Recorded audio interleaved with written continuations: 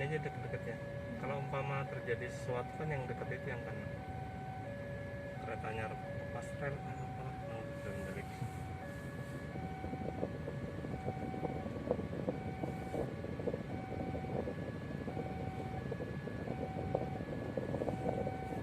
Tuh ngapain mbak itu sudah sendirian?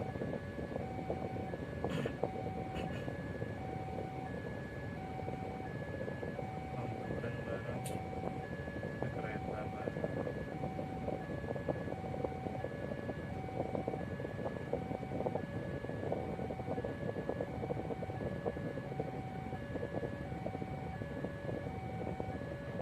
Lama ya.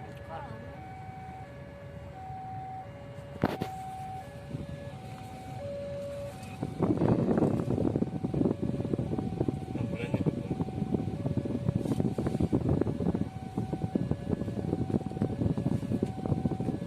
Berapa menit dari sana ke sini?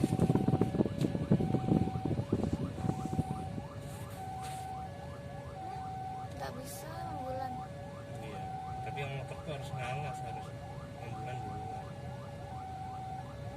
Tapi kalau nyangkut di kereta tambah semuanya.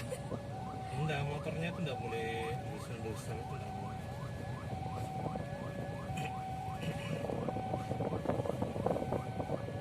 Gitu. Dari sebelah kanan atau kiri tahu nggak? Gojek kayak itu loh ya Allah. Gojeknya maju. Ini gojek ini nah maju-maju.